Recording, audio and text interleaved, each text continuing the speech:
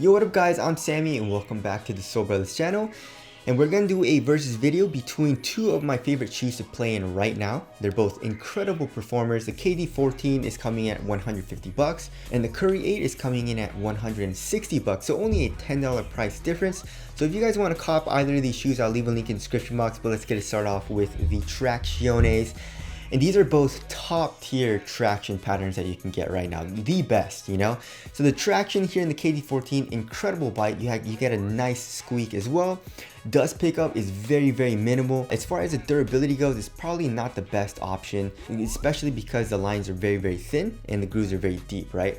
So just the occasional outdoor use should be okay, but it shouldn't be like a main basketball shoe for an outdoor court, right? Here for the Curry 8, the stop is literally the best stop that you can get right now. Like, the stop is just almost too hard. It stops a little too hard, I would say, you know, like it hurts your feet when you stop too hard, you know. That's how hard this traction stops. So that's a good thing, I guess, but sometimes it'll hurt your feet, so just watch out for that.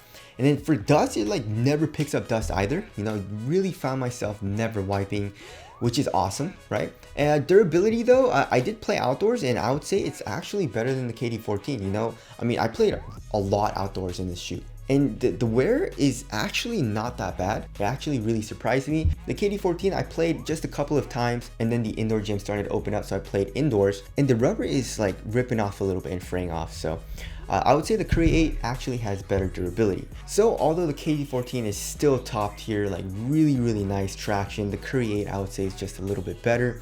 One thing that sucks about the Curry 8 traction though is that it's super silent. There's really no squeak to it, which obviously doesn't affect performance, you know. It doesn't really matter for that, but I just like to have a little bit of a squeak, you know what I mean? And I'm sure a lot of you guys understand that. So there's that. Not a huge deal, but it kind of sucks. Alright, moving on to the heel to toe transition. They're both super duper smooth, right? So here in the KD14, we have a nice curved shape as well as a fully exposed midsole, so it doesn't feel clunky or anything here in the heel. We have a nice curved shape here in the forefoot and a lot of forefoot flex. Look at that. And the same thing, exact same thing for the Curry 8. We have a nice curved shape here in the heel, fully exposed midsole. We have a lot of curve here in the forefoot and look at that forefoot flex. It flexes a lot. So when you're running on the court, super smooth for both of the shoes. It feels very fluid. All right, moving on to the cushioning setup. So the cushioning setup for both of these shoes, it feels pretty different, right? So if you want something really responsive, go with the Curry 8, right? So we have a full length flow midsole and it's pretty soft. You know, there's a little bit of compression, but I would say it's more on the responsive side of things. Impact protection is still like adequate. You know, I wouldn't say it's terrible, but it's not like great, right? You feel really low to the ground, which feels great. And like I said, it's just a really responsive cushioning setup. The KD14 on the other hand, you have a full-length Zoom Strobel unit right underneath your foot, which feels super bouncy. And then you have a full-length Cushlon midsole, which is also super soft, and you get a lot of compression, especially here in the heel. So some people might even think that it's a little too much and a little too soft for them. I felt like it was just the right amount for me, but maybe like if you're a little bit heavier, you'll feel it a little bit more, right? So it's not as responsive as the Curry 8, right? But the KD14 has more bounce, it has better impact protection, it has more compression, and I would say court feel is still good, but not as good as the Curry 8, right? So it all depends on what you want from your cushioning setup. Of course, you know, cushioning is pretty subjective. So like I said, if you want the overall more responsive cushion, Curry 8. If you want anything else like bounce and, you know, softness, comfort and all that, the KD14 is the better option. For me, I would say I like the KD14 better. All right, moving on to the materials. So the KD14 isn't really winning anything as far as the quality goes for the materials. The quality is pretty bad. We have like a screen mesh with some like suede, like synthetic suede overlays, and it kind of forms this leopard print throughout this entire upper, which I don't think looks too good, but you know, whatever. But it's extremely thin and it feels really nice on foot. There's really no like break-in period. It feels comfortable on foot. Also, we have this, you know, midfoot strap, which is kind of annoying. It makes it annoying to lace up your laces and it messes up your laces with this Velcro, but it doesn't really affect performance, you know. Also, we have a tongue, You know, the Curry 8 is a one booty upper, but here in the KD14 we have a tongue and it has an average amount of padding, and then here in the ankle area we have an average amount of padding as well. For the Curry 8, the quality is a lot better, right? So we have a full-on knit material.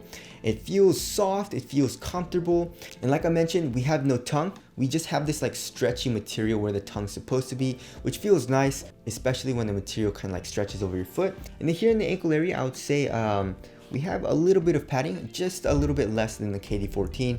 So both of these materials, I mean, okay, so for quality, obviously the Curry 8 is better. But what feels better on foot? They both feel really, really nice, right? Super minimal, conforms to your foot very well. But here in the back of the shoe, I would say the KD14 feels a little bit more cozy because it uses a little bit more foam. If you want like a super minimal upper, I would say the Curry 8 is better as far as like a on foot standpoint. So for me, I don't know, I like both, to be honest. I don't really like one over the other in this case. They're both super nice and they just have a little bit of a different feel. Alright, moving on to the fit. The KD14, I went true to size and fits me like a glove. So lengthwise, I was good true to size. Here in the toe box, it's extremely snug. And then here for the width, it's slightly narrow.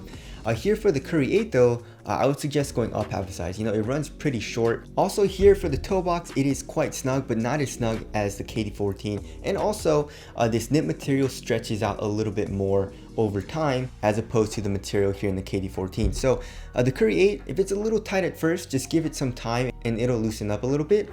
And also width-wise, I would say it's slightly narrow, but the KD14 is a little bit narrower than the Curry 8. Also, one thing that I really like about the Curry 8 is that it's super easy to put on, especially with this stretchy ankle collar. So you kind of just like slip the shoe on like a sock, you know, that it feels really, really nice. I guess the KD14 is still pretty easy to put on, but annoying to lace up because of this strap. Alright, moving on to the support and lockdown, I would say the KD14 is a little bit better for lateral containment. I had no issues with lateral containment. You know, my foot was just held in place. The material seemed solid. We have this plastic piece here in the midfoot, and we also have an internal TPO heel counter. So for lateral containment, I was good here in the KD14. Also, I was good for lateral containment here in the Curry 8, right? I had no issues, but I would say if you're a little bit heavier and you do a lot of lateral movements and you're super shifty, you're probably gonna feel your foot moving a little bit inside the shoe because the material kind of rolls over on itself and it just didn't feel as supportive. Like this synthetic material doesn't do a whole lot as far as like a reliable like lateral counter, you know? So I'm not saying it's terrible. I'm just saying you probably want a shoe that has a little bit more support if you're a bigger guy. So the KD14 is better for that. As far as lateral stability goes, I had no issues with either of the shoes. They're both very, very wide and you're low to the ground. Although the KD14 is kind of like a mid-cut, you know, it goes over your ankle bone a little bit, and then the Curry 8 is pretty much low. But the KD14, you don't really get much ankle support at all.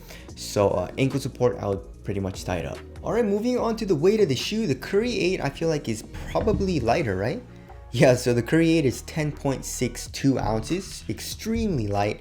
And then the KD14 is like 12, yeah, so 12.59 ounces. So basically, the Curry 8 is 2 ounces lighter than the KD14, which is a lot of weight.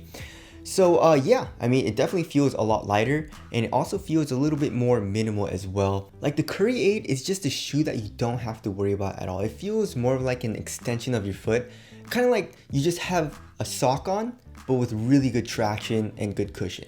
You know what I mean? And then we have the KD14. It feels very responsive. It feels great on foot as well. But you know, you have that zoom unit, which kind of makes you like remember that you kind of have a shoe on as opposed to just like a very, very responsive shoe that the Curry 8 is, you know? Not saying that that's a bad thing or anything, but you know, the Curry 8 is lighter and a little bit more responsive, I would say.